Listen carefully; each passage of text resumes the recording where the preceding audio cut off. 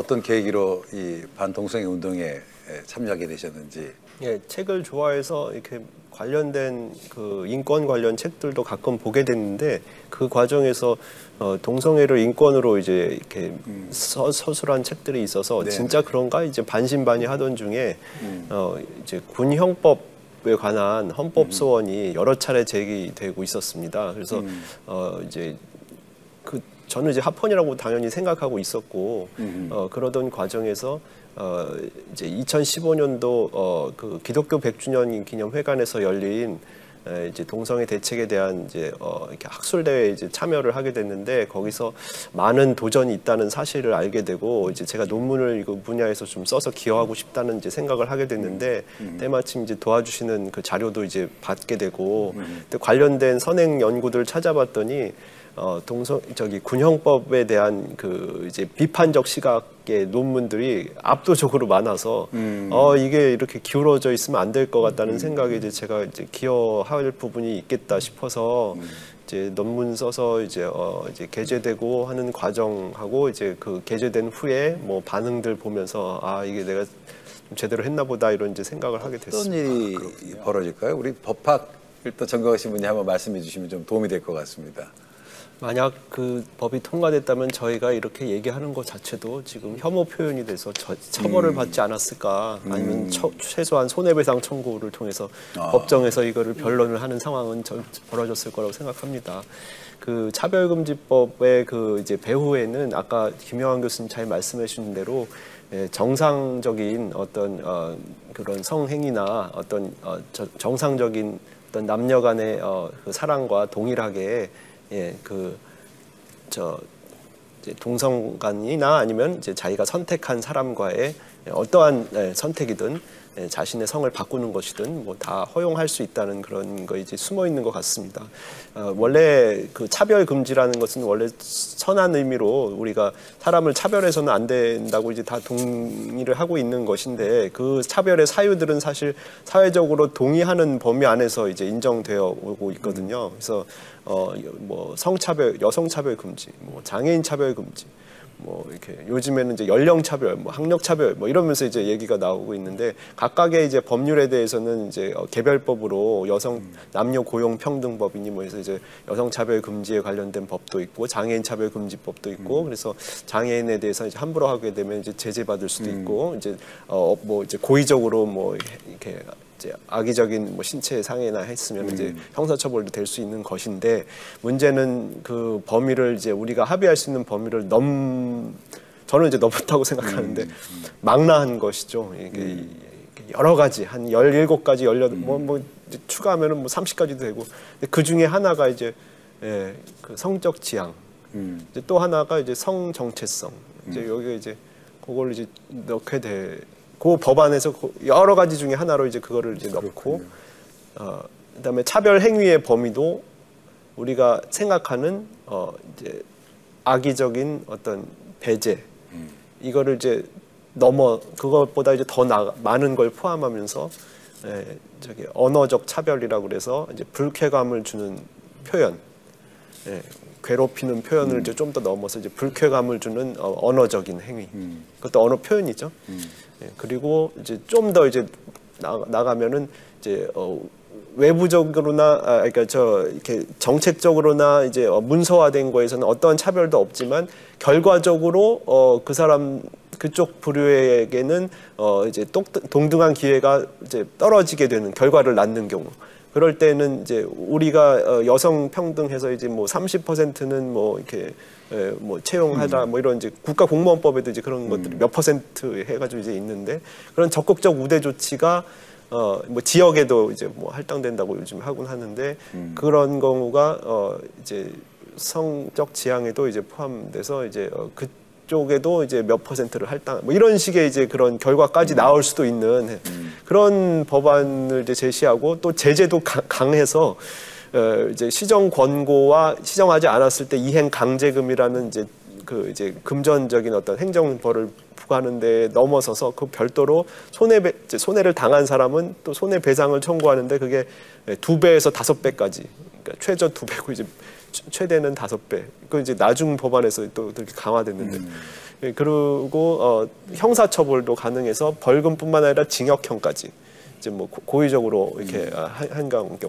그러니까 이 법안은 그러니까 일체의 어떤 이렇게 이제 특별히 이제 우리가 오늘 주제인 이제 성적 지향에 대해서 또는 성 정체성에 대해서는 일체의 어떤 비판이나 어떤 이렇게 그 사람들에게 이렇게 마음의 불편함과 이렇게 힘든 마음을 주는 표현을 하면 제재를 각오할 수도 있는 그런 법안이 도입된 거죠. 그럼 그것이 뭐 교회라든지 또는 뭐 가족제도나 자녀들 결혼과 관련돼서 또 주는 영향들은 있나요?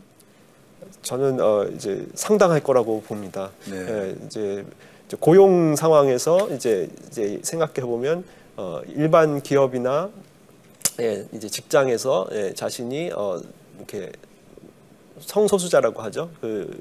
이제 게이다 뭐 이렇게 표현을 했을 때 뭐 그로 인해서 직접적인 제재를 받게 되는 것은 당연히 그 법 위반이지만 간접적으로 뭐 다른 이유를 들어서 이제 그게 제재를 불이익 처분을 불이익한 대우를 받게 되면 그것은 간접 차별에 해당할 여지가 있어서 그것도 이제 함부로 대할 수가 없는 것이고 항상 이제 동등하고 존중하고 뭐 이렇게 이제 하라는 것이고 또 그게 이제 사기업의 영업 행위에서도 이제 나타나게 되고 뭐 이제 교회 사기업은 아니지만 이제 종교 단체에서도 적용 제외가 또 없어요.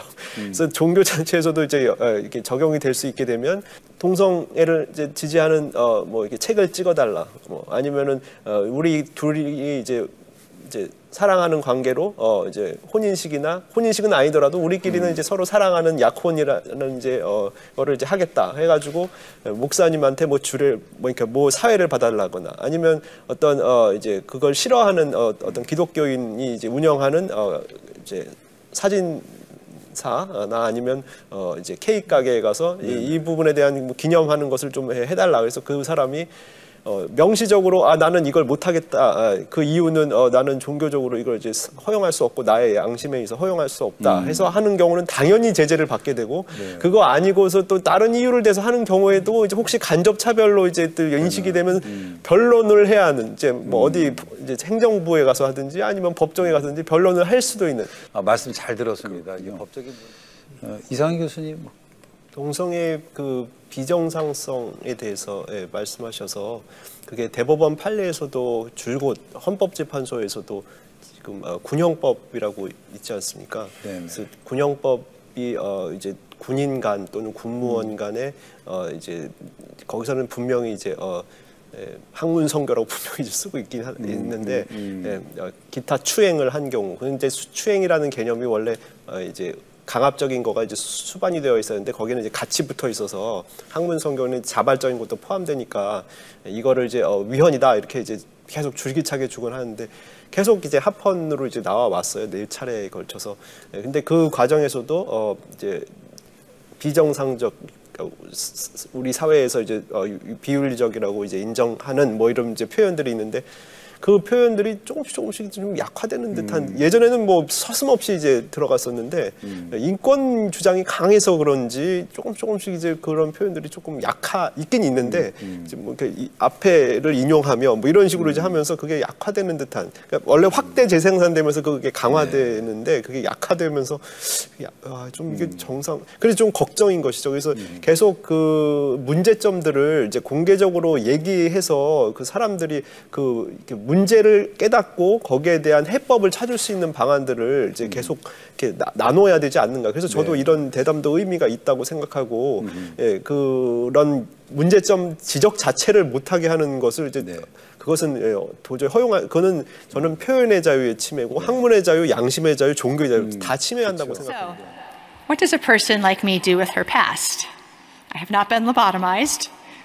Although as a homeschool mom, some days I sort of feel like maybe that would be a blessing, but it hasn't happened yet. I have not forgotten the flowing contours of my past. Body memories know my name. Details intrude into my world unpredictably, like when I'm homeschooling my children or going over the order of operations in 5th grade math, or even kneading the communion bread that I make every week. So I take each ancient token to the cross for prayer, for more repentance, for thanksgiving that God is always right about matters of sin and grace, and I don't have to measure that one. I think about what it means to live within the story of the Bible, within the ontology of the Bible, and how repentance is a fruit of my new life in Christ. Paul's question in Romans 6:21 is one I ask myself often.